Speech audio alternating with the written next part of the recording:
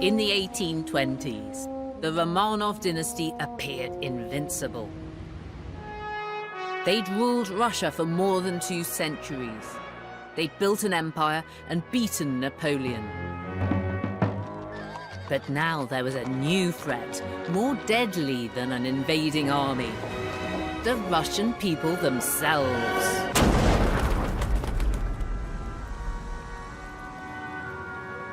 In July 1826, 5 revolutionaries were led out of this St. Petersburg fortress to their deaths.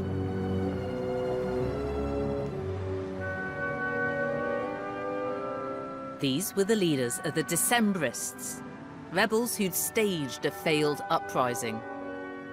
The execution went disastrously wrong. The ropes weren't tied properly on the gallows, and when the stools were removed from underneath 3 of the men, they fell down to the ground. They were squirming about. They were still alive. One of them had broken legs.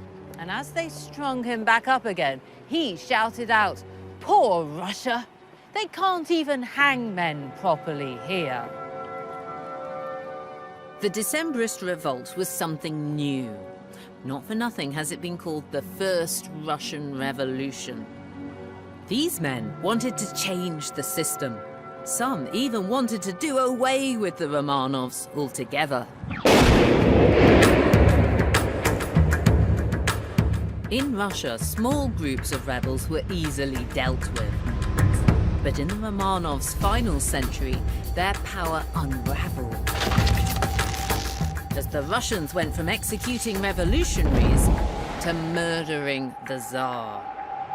We're going to meet the last of the Romanovs, Nicholas and Alexander. And Alexander and Nicholas. And I'll show how these 4 Tsars would meet the challenge of revolution in different ways. With denial. With liberal reform ended by a terrorist bomb. With brutal reaction. And refuge in the mysticism of notorious holy man Rasputin. And we'll see how the Romanovs collided with a people reeling from famine and war, bringing the dynasty to its tragic and bloody end.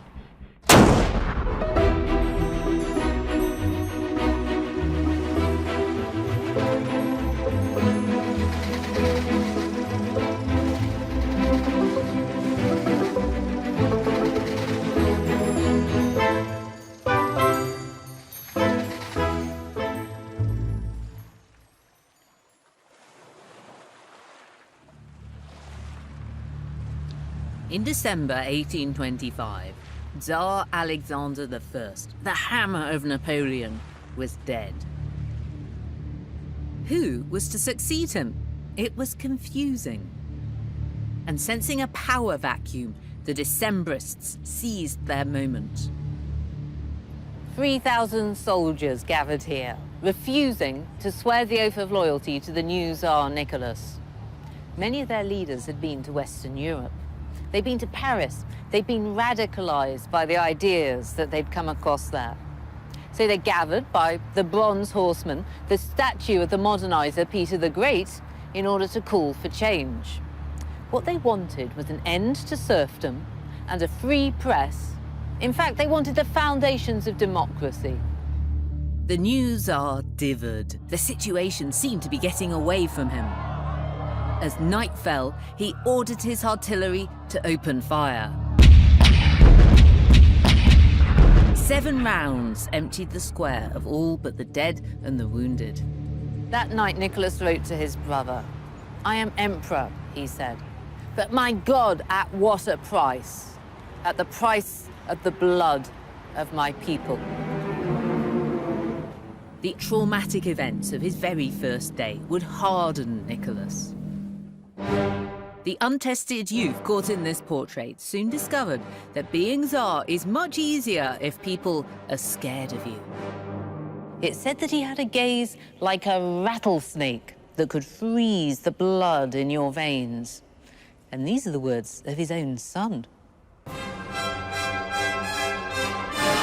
Nicholas's ambition was laid out on the walls of the Winter Palace. in this interior created to impress visiting diplomats.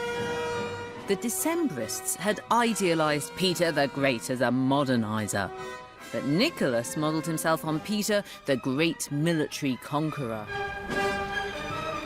Beneath Peter's larger-than-life portrait would sit Nicholas himself.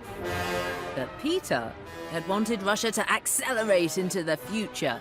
Nicholas would spend the next 30 years trying to put on the brakes. From his throne, Nicholas formulated a new philosophy for Russia. The rest of Europe was struggling with concepts like liberty, equality, and fraternity, and Nicholas made a very Russian response. For him, it was to be about orthodoxy, autocracy, and nationality. It was an ultra-conservative message. In Nicholas's new mantra for Russia, there was to be God on one side, Russia on the other, and Nicholas himself in the center, holding the whole thing together. Orthodoxy, autocracy, and nationality was invented to create an obedient people who didn't ask questions. Even Nicholas's inner circle were chosen for their dependability. He liked to say that he needed loyal advisors, not smart ones.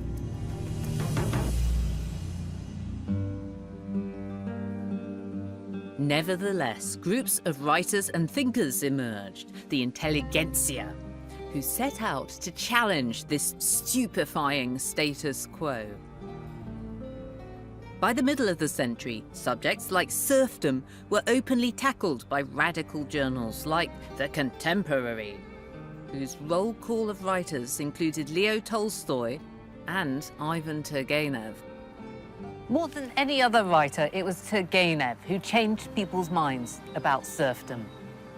He grew up in a noble family on an estate rather like this. He had a privileged childhood, but he witnessed his mother being tyrannical with the family serfs. He saw serfs beaten, sent off to the army, serf families split up.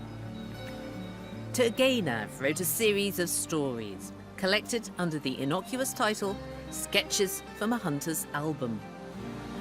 Here was a human portrait of the serfs themselves, alongside the cruelty of their masters, the landowners. This book was published in 1852, exactly the same year as Uncle Tom's Cabin in the United States. And just as Uncle Tom helped to mobilize public opinion against slavery over there, this book had the same effect against serfdom over here.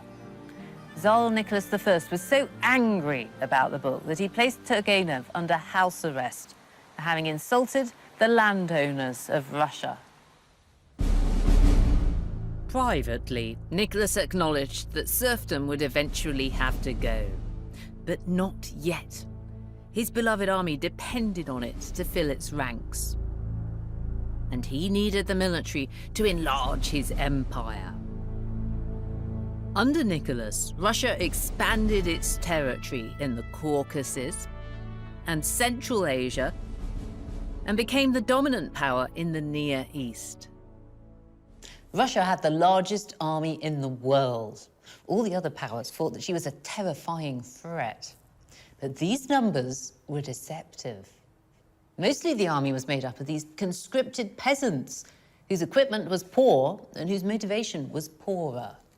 And Nicholas, although he loved military parades, hadn't helped. He'd promoted people who were loyal as opposed to people who were talented. He just didn't have the right generals to win a war. So it would only be a matter of time before the might of the Russian war machine would prove to be paper thin. That moment came in 1853, when Nicholas blundered into the Crimean War. Russia was fighting France, Britain, and the Ottoman Empire. And to Nicholas's increasing horror, he was on the losing side. The Russians lose the Crimean War essentially because they're a pre-industrial country trying to fight countries which are already being transformed by the Industrial Revolution. The British and French get to the Crimea by modern forms of transport, the steamship and the railway. Meanwhile, the Russians are still essentially in the pre-industrial era. They have to walk to the Crimea. They can't supply their troops in the Crimea by anything but pre-industrial means. And Russian artillery is outranged on the battlefield by English and French rifled muskets. They also simply don't have the financial muscle to keep going. To add to Nicholas's disgrace, Russia was losing on her own soil.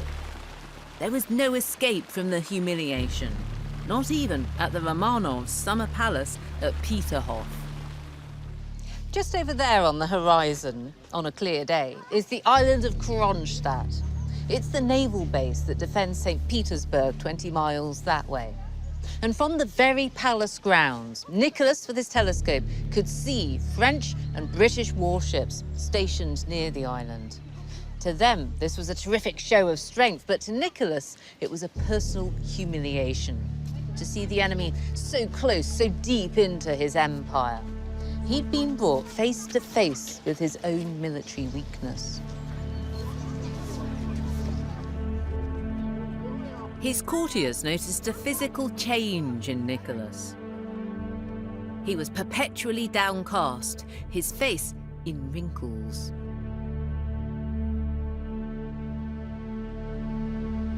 In 1855, 6 months into the siege of Sevastopol, the emperor and autocrat of all the Russias was taken ill. Nicholas had a chill. But even so, he went outside into the horrible St. Petersburg winter to review his troops. While he was watching, the snow was falling, but he took off his coat and he unbuttoned his shirt. This made him even iller. And when he went back inside his palace, he wouldn't let his doctors see him until it was too late. He had full-blown pneumonia. Some historians have speculated that maybe this was a deliberate action by Nicholas. Maybe he was trying to commit suicide by snow. The broken Nicholas had kept Russia static for 30 years, and now his country was a backwater. But did his son, Alexander, have what it took to change things? Well, this is how Alexander II is remembered in Russia today. As the last great Tsar. And with good reason. This inscription lists Alexander's CV in glowing terms, and rightly so. He introduced reforms in education, in the judiciary, in local government, in the army. But his biggest achievement is listed right here at the top. It says, in 1861, Alexander overturned serfdom, liberating millions of peasants from centuries of slavery, an act that earned him his name, the Tsar Liberator. By the mid-1850s, the arguments for abandoning serfdom were immense. It was part of the disgrace at Crimea. It tied people to the land so that industry couldn't develop. And increasingly, it was just seen as wrong. But when it came to reforming the system, huge self-interest was also at work. What really convinced Alexander to end serfdom was the threat that he perceived to the Romanovs themselves. Unless he introduced change through reform from above, his hand might be forced from below through revolution. After years of consultation with landowners, Alexander signed the Decree of Emancipation in 1861. In the Moscow State Archives, it's possible to see how the serfs themselves would have learned the news. This is the official document announcing the end of serfdom that was printed and sent out across Russia to be read aloud in churches. Now, in democratic America, they'd have a civil war before everybody could agree to end slavery. But in autocratic Russia, Alexander thought he could just send out a document and it would happen. He also thought that there must be a way of pleasing all the parties to this transaction. Well, he was wrong about that. Now the serfs could own property, marry according to their choice, trade freely, and vote in local elections. But when it came to sharing out land, Russia's elite were less than generous. When the land was split up, the landlords got 2/3 of it, and the best parts. The ex-serfs were given the leftovers. They were going to find it hard to scratch out a living from that. And the landlords got compensation, but the ex-serfs now had to pay for the right to work their land, placing them immediately in debt. The devil was in the detail.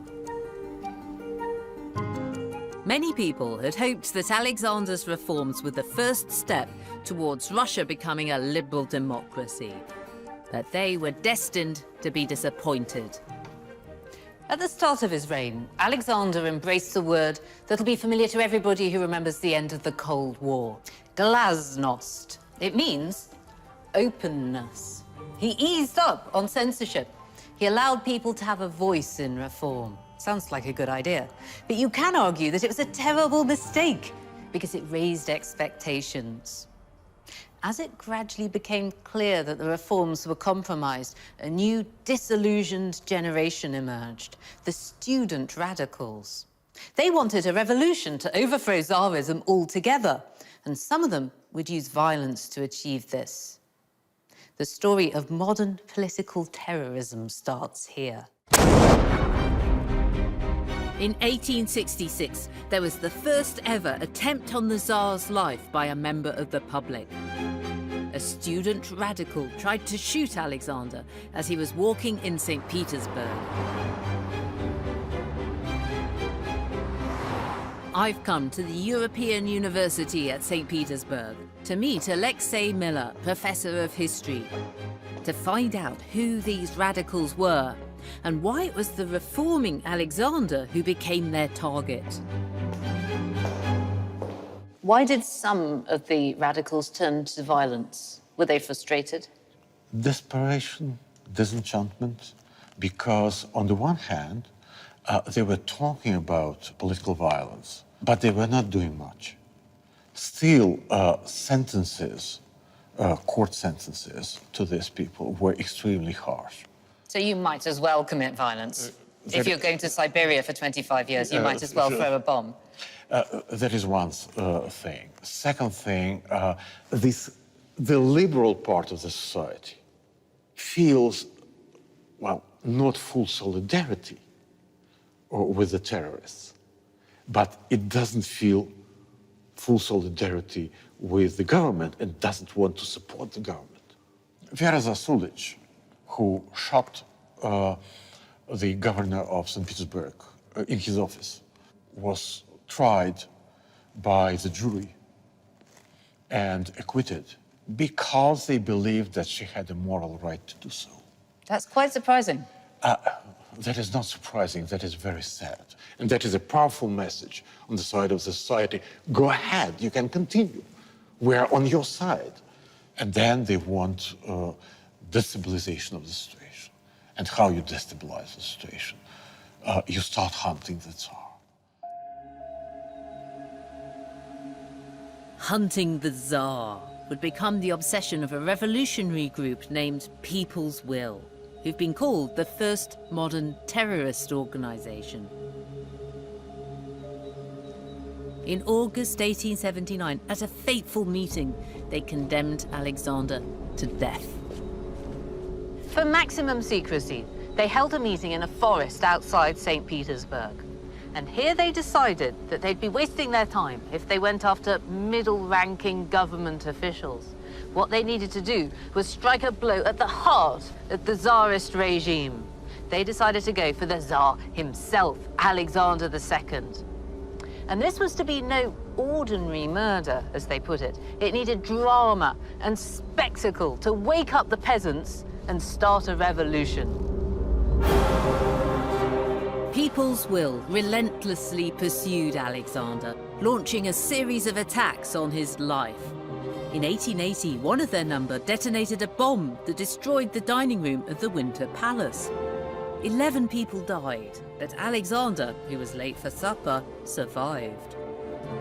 Security was increased, while Alexander belatedly tried to restart his reformist program. Plans were drawn up to introduce a new consultative assembly to advise the Tsar. These were just days away from being enacted when people's will finally caught up with Alexander on the streets of St. Petersburg. Trying to wrong-foot the terrorists, his carriage had taken a detour alongside this canal. But People's Will were prepared. One of their members was a brilliant young scientist, and he created a special bomb. A bit like a hand grenade, it contained vials of nitroglycerin. When these shattered, it would explode. As Alexander's carriage came round that corner, a member of People's Will was standing by and lobbed a grenade right at him. Several onlookers were wounded, but Alexander was fine. His carriage was bomb-proof. He should have stayed inside and driven off, but no, he got out. He wanted to talk to his would-be assassin. And this gave the opportunity to another member of People's Will with another grenade. When the smoke cleared, 20 people had been hurt, and the lower half of Alexander's body was shattered.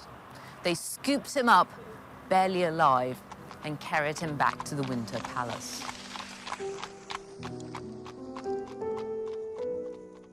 At the Winter Palace, the dying Tsar was surrounded by his stunned family.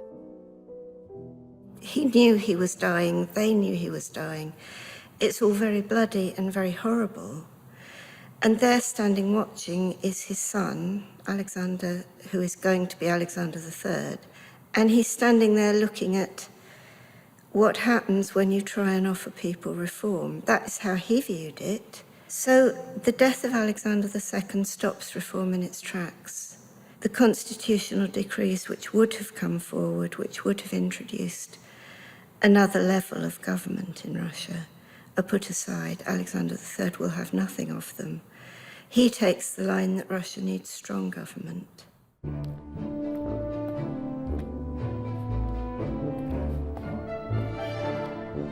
Alexander III presented himself as a strong man, and he certainly looked the part. A mixture of beard and muscle poured into a uniform. He was an enormous man, 6'3", and built like a great big bear. His party trick was to get an iron bar and to bend it with his bare hands. Alexander has had himself painted greeting a collection of peasant leaders. He's resolute, standing firm, the weight of Russia on his broad shoulders. And they're completely overwhelmed by the experience. Some of them are swooning away, and others are shielding their eyes from the magnificent sight of him. Alexander III wasn't exactly an intellectual giant, but he held his autocratic regime together almost through force of will. Alexander introduced a new era of reaction. He gave the authorities extensive powers to jail people and to close down newspapers. There was a new secret police, and he was determined to stamp out all revolutionary movements, starting with People's Will. In the years following 1881, dozens of revolutionaries made this boat trip to that rather terrifying-looking castle. Known as the Russian Bastille, the Schlüsselburg fortress was where political prisoners were sent to be forgotten. Schlüsselburg was built in the 14th century. But in the 1880s, Alexander III oversaw the construction of a new prison for those associated with his father's murder.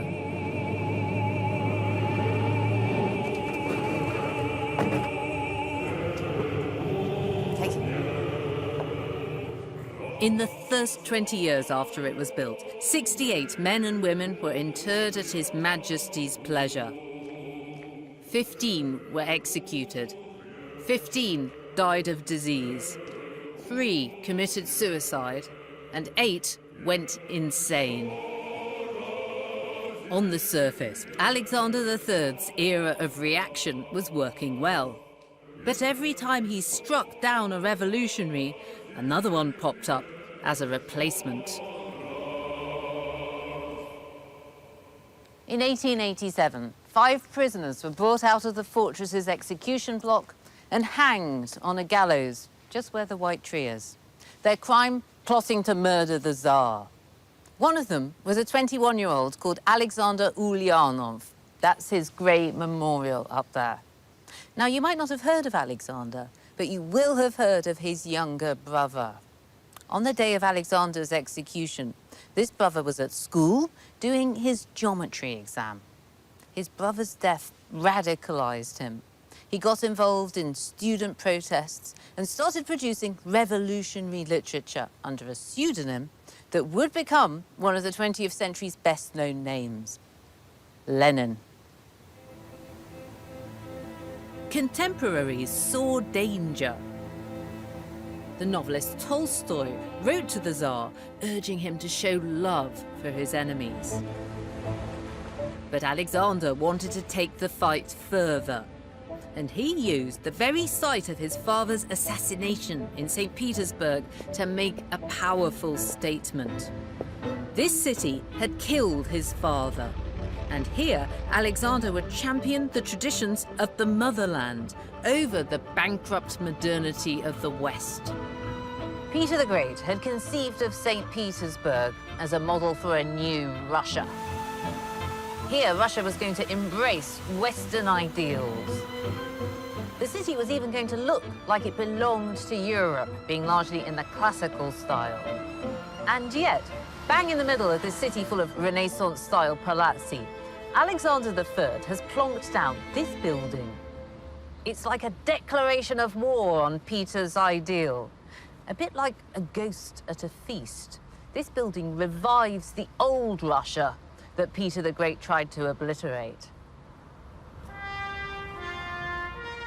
For Alexander III, Russia had gone wrong when it had tried to copy the West, when it had tried to modernize itself. Western ideas clearly led to Tsars getting blown up. Russia could only thrive by embracing Russian culture, and that traditional Russian form of government, autocracy. Alexander III wasn't at the opening at the chillingly named Church of the Saviour on the Spilled Blood. He died of kidney disease in 1894, aged only 49. Responsibility for this and nearly everything else in Russia landed suddenly in the lap of his 26-year-old son, Nicholas. Outwardly, Nicholas II was a polite, cosmopolitan gentleman, but under the surface was a ruler who felt deeply Russian. His coronation revealed a vision of Russia rooted in tradition. That most modern of technologies, moving film, was used to capture a ceremony replete with 17th century costumes. After Nicholas and his wife Alexandra were crowned, the new Tsar took the coronation oath and vowed to uphold autocracy. The royal couple were bound together by their intense religious devotion. Near their favoured royal retreat, they built this. A cathedral that stands above Nicholas and Alexandra's private crypt church. A visit is like a journey into Nicholas's own soul. This is the family's private, personal entrance to their private, personal chapel, buried beneath the main body of the church. It feels like you're going into the inner sanctum of the Romanovs.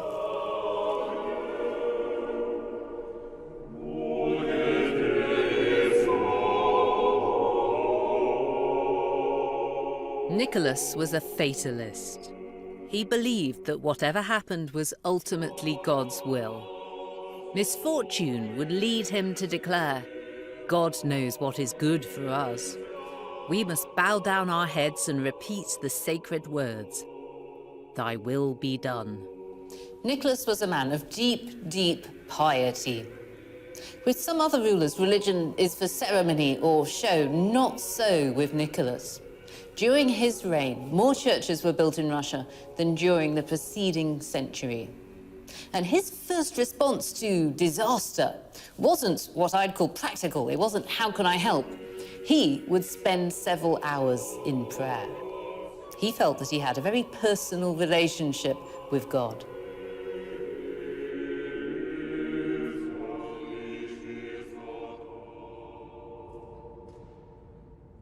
This communion with the divine defined Nicholas's rule. He never forgot that he was a vessel of God. Nicholas tried to be a genuinely absolute monarch, but perversely, this made him a pretty ineffective one. The trouble was that he believed that the will of the Almighty ought to flow directly through him to his 170 million subjects. He found it very hard to delegate. He didn't even have a secretary. So his desk would be piled high with papers. He was meticulous about dealing with correspondence on topics like the appointment of rural midwives and whether or not a particular soldier ought to go on leave. But while he was bogged down in these trivia, big decisions about the future of his empire were getting away from him. Inside Nicholas's head, the Russian Empire was still a medieval one. Peasants toiling in their fields, loyal to their little father, the Tsar. But Russia was undergoing a belated and very rapid industrial revolution. Famine had drawn hundreds of thousands of newly liberated peasants to the cities and to factory work. St. Petersburg had doubled in size in 15 years. As peasants became factory workers, they began to demand better conditions and respect from their employers. Everything came to a head on the 9th of January 1905, Bloody Sunday. 150,000 striking protesters planned to march on the Winter Palace in the hope that the Tsar would listen to their grievances. Many of those who turned out believed that when they got to the Winter Palace, the Tsar would be pleased to see them, would welcome them in. Stories went round that he would put on a parade for them and offer them refreshments.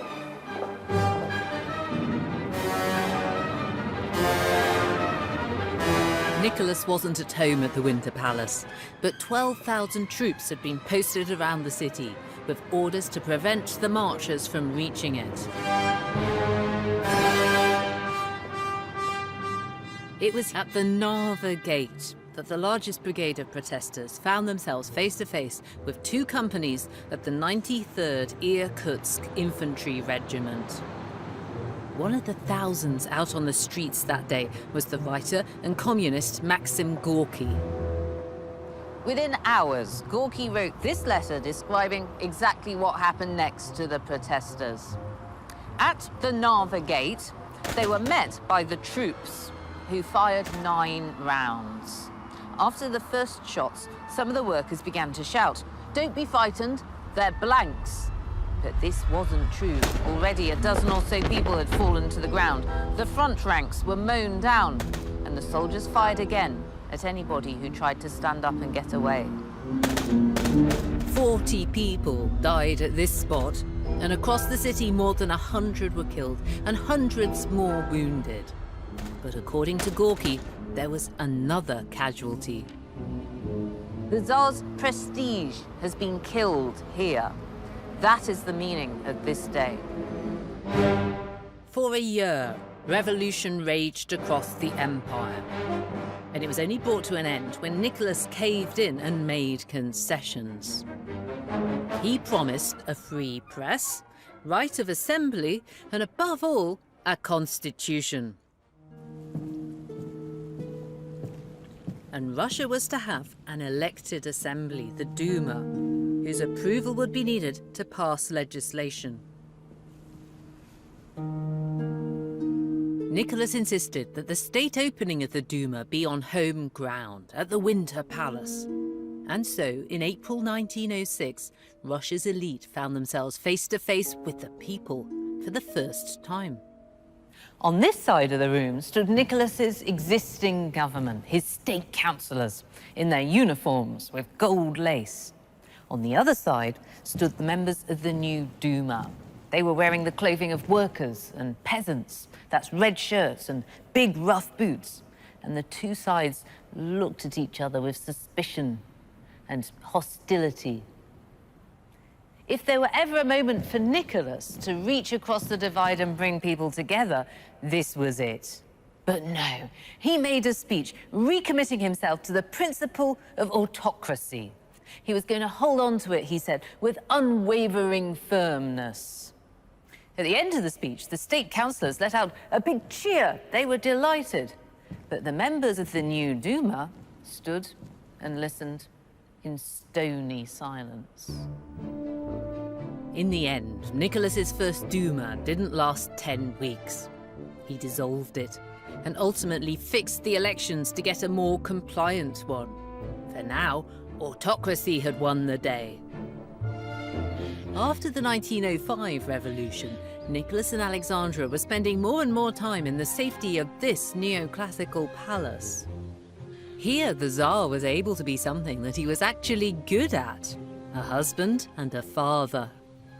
We're only 15 miles away from the centre of St. Petersburg, but the secluded Alexander Palace, in its beautiful park, seems like a completely different world. It was here that Nicholas and his family found an escape from sycophantic courtiers and the unkind gossip of the court. But it was also here, at the centre of their happy domestic life, that a crisis was unfolding, with grave consequences for the dynasty. Nicholas II had 4 daughters, as seen here: Olga, Tatiana, Maria, and Anastasia. But with the birth of his 5th child, Alexei, in 1904, he finally had an heir. The royal children played in the palace's vast park. A favourite den was this playhouse, built for the children of Nicholas I. But a handful of people knew that Alexei had inherited the condition of haemophilia through his maternal great-grandmother, Queen Victoria. At the start of the 20th century, this was a death sentence. In 1907, the 3-year-old Alexei had been playing when he fell over and hurt his leg. When he was carried into the palace, it was clear that something was very wrong. Poor Alexei had a hemorrhage in his leg. It had swollen up and it was giving him excruciating pain. His body was twisted and he had dark shadows under his eyes. For 3 days, the boy's condition deteriorated and he came closer and closer to death. The doctors couldn't even ease his pain. With nothing to lose, Alexandra and Nicholas turned to Grigory Rasputin, a mystic and a holy man who, it was said, had healing powers.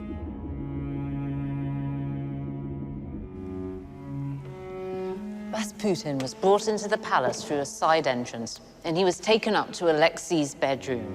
There, he made the sign of the cross, and he prayed over the little boy for 10 minutes. And then he said, "Your pain is leaving you. You must thank God for healing you. Now go to sleep." And that was it.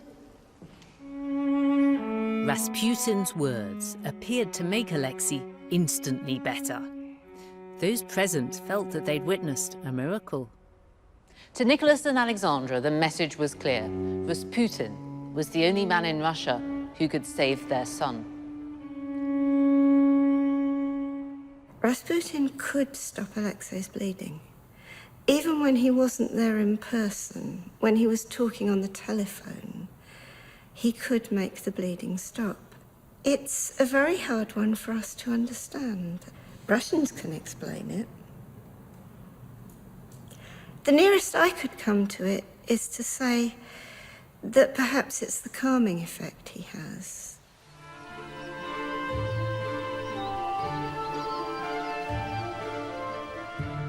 with Alexandra's anxiety, her son's fragile health, talk of revolution and the threat of assassination, the Alexander Palace turned into a place of even greater seclusion. The Empress and the children simply locked themselves away. And just as the public were unable to see into this private world, so the Romanovs found it increasingly hard to see out to the changing nation beyond their gates. A rare public appearance occurred in 1913, the 300-year anniversary of the Romanovs gaining power.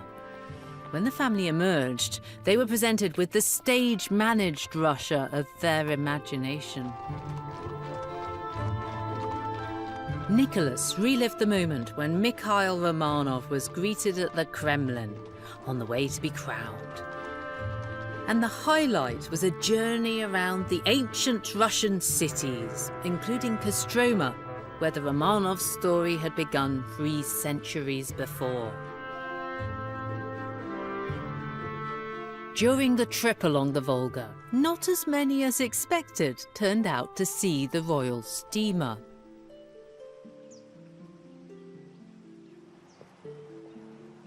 But when they got here to Kostroma, the weather warmed up, and so did the crowds. People were throwing themselves at the Tsar's feet.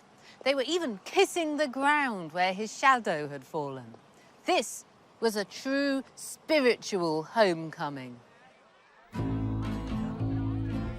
This adulation made Alexandra cock-a-hoop. We need merely to show ourselves, she said, and at once their hearts are ours. What no one knew was that this was to be Imperial Russia's final golden summer.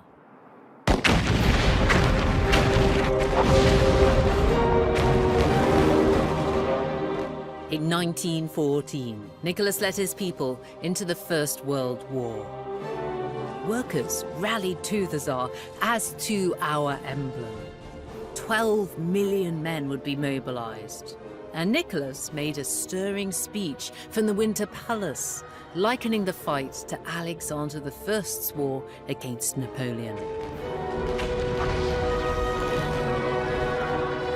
But the war would force Nicholas to make a fateful decision.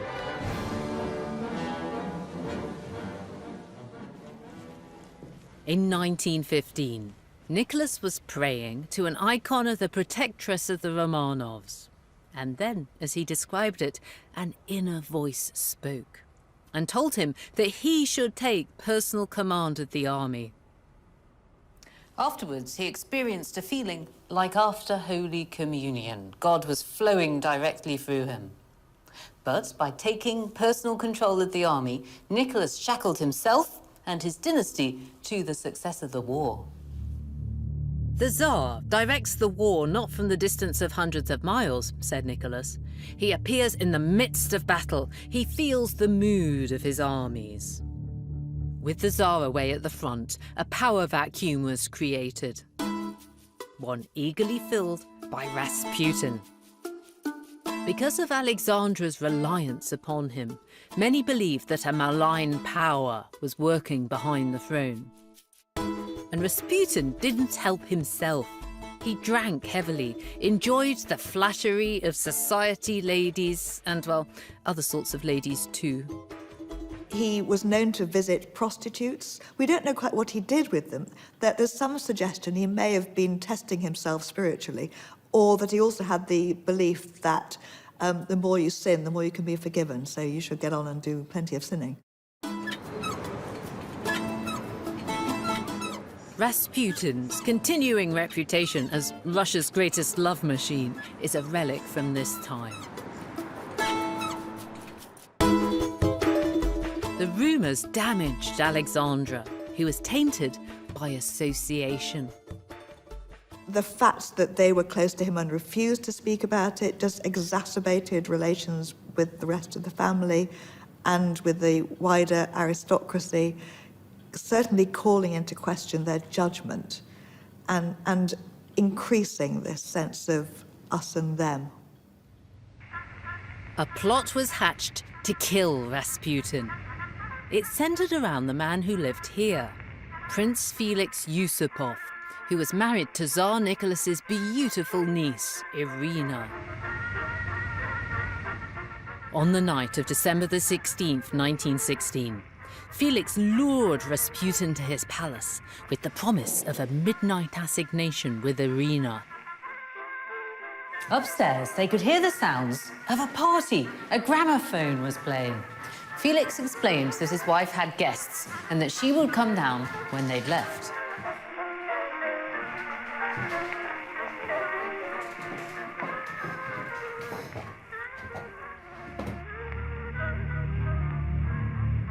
Prince Felix said, "While we're waiting, let's have some cakes and some wine." The cakes were rose-flavored, Rasputin's favorite, and both were laced with cyanide. He ate and he drank, but there seemed to be nothing wrong with him. He asked Prince Felix to play some songs on his guitar. An hour later, Felix is getting impatient, so he got his pistol.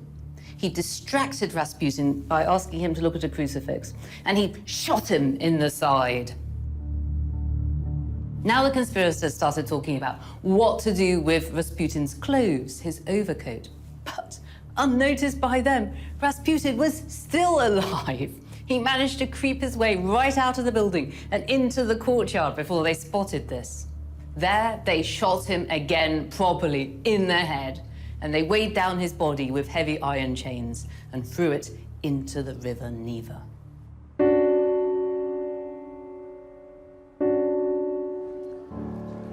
The removal of Rasputin was too little too late to save the Romanovs. The war was dragging on, and conditions were getting worse. A decisive moment was reached in February 1917 on the streets of the Russian capital. Workers, tired of long hours in the factories and even longer queues for bread, came pouring out onto the streets. The First World War was a disaster for Russia. 3 out of 4 Russian soldiers became casualties. Workers and farmers had been taken from their jobs and then slaughtered by the German army. And this led to food shortages and rampant inflation.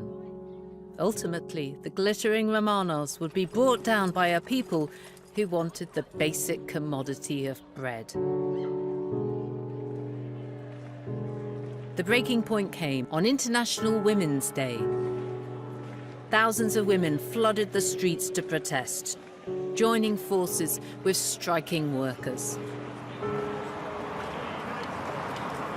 By the next day, 250,000 people were marching down Nevsky Prospect.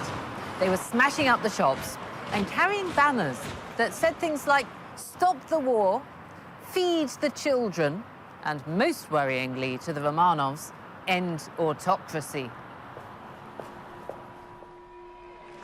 Alexandra wrote to Nicholas of a hooligan movement in the streets. Nicholas commanded the local garrison to put a stop to the protests, and orders were issued to use all necessary force.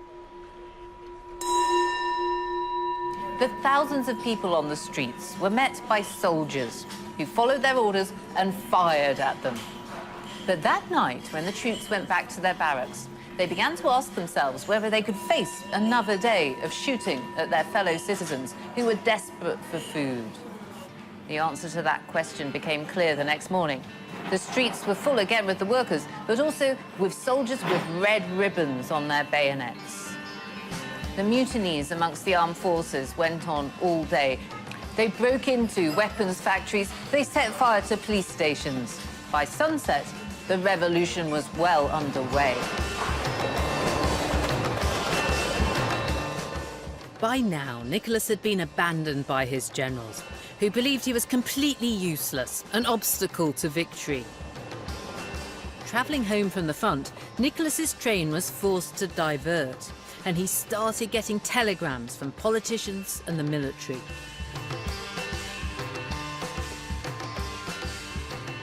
They said that in order to avoid a complete collapse of order, he would have to go. Now, for all of his failures, Nicholas was a patriot. To avoid civil war, he agreed to abdicate. And here's the document where Nicholas renounces an empire, effectively bringing an end to 300 years of Romanov rule. I can't help noticing that he signed it very lightly, in pencil, as if he didn't really mean it. People present were struck by the calmness with which Nicholas signed away his throne. One of the generals present later said, "He was such a fatalist, I couldn't believe it." He signed as simply as one hands over a cavalry squadron to its new commander. Nicholas handed the throne to his brother, who refused it. Instead, the mighty power of the Tsar flowed to Russia's new provisional government. 300 years of Romanov rule had come to an end. The new provisional government immediately faced demands for the ex-Tsar's arrest. On the 7th of March, they ordered that Nicholas and Alexandra be deprived of their freedom. The family found themselves captive back at the Alexander Palace. But even here, the world was turned upside down. The soldiers moved freely through the palace, coming into the family's rooms unannounced. And outside the park railing, crowds gathered, the gapers, as Nicholas called them, come to see the once great Romanovs brought so low. The guards liked to humiliate Nicholas for a joke.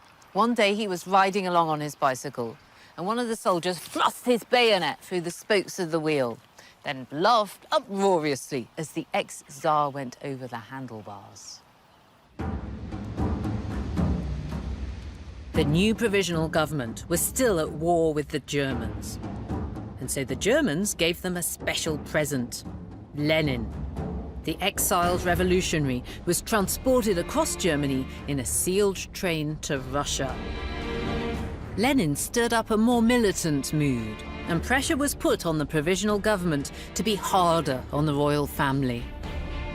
By the late summer, it was decided that the Romanovs belonged in a cage less gilded.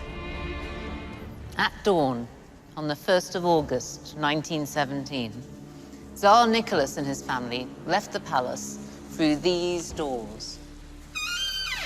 Along with 39 courtiers and retainers, they were to be taken under heavy guard to Siberia.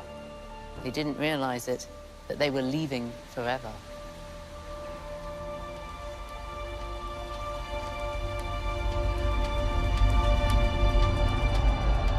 In spite of this harder line, the provisional government were out of step with the people who wanted an end to the war, and who were flocking to Lenin's promise of peace, land, and bread. In October came the 10 days that shook the world, when Lenin's Bolsheviks overthrew the provisional government. The Winter Palace was stormed, telegraph stations and government offices occupied. With control of the state, the Bolsheviks now founded their own militia, the Red Army. And they would, in time, have to decide what to do with Mr. Nicholas Romanov and family.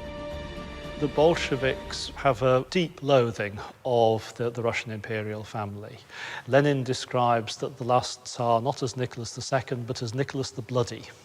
And they hold the imperial family and the Romanov regime responsible for the events of 1905, when peaceful working people are shot down by Tsarist troops. And in the spring and summer of 1918, Lenin and his comrades are fixed on one thing and one thing only. It is the maintenance of their own power. They understand very clearly the fragility of their situation, and they're prepared to do almost anything to hold on to the authority that they have gained in October 1917. By July 1918, the family were being held in a house in Yekaterinburg in the Ural Mountains. Civil war was raging. The guns of the White Army rumbled just a few miles away. A decision was made somewhere in the Soviet bureaucracy that Nicholas and his family should be killed to prevent them from becoming a rallying point for their enemies. It's hard to get a clear picture of what actually happened at Yekaterinburg. There are so many conflicting stories about it, and in any case, the whole thing was hushed up afterwards. But most sources do agree that in the early hours of the morning, Nicholas, Alexandra, and the children were woken up. They were told to dress and to go down to the cellar. This was for their own safety. They had to be moved again. They were accompanied by some of their servants and their dog. Meanwhile, outside the cellar, an execution squad was forming up. One of its members was called Mikhail Lebedev, and this is the gun that he carried. When the squad entered, Nicholas was told that he and his family were to be killed, and he was actually in the act of going, "What?" when the first shot was fired. Lebedev later claimed it as his own. What happened in the basement was a massacre. As well as being shot multiple times, members of the family were also bayoneted. One of the soldiers later remembered that it had been difficult to bayonet the girls because, thinking that the family was on the move once again, they'd stored their diamonds and their jewels inside their corsets. This had acted like armor plating.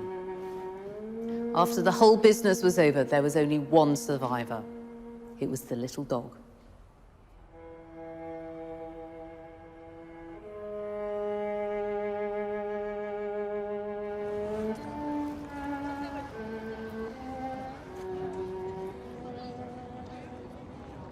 The question I keep coming back to is, could all of this horror have been avoided if Nicholas was a bit more politically astute and a bit less determined to cling on to his autocracy?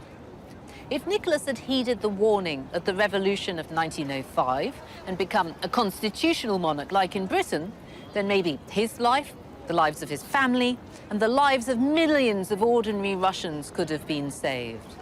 But no, he was determined that his power should be undiluted. And if you look back at the history of his dynasty, you can sort of see why he made that decision.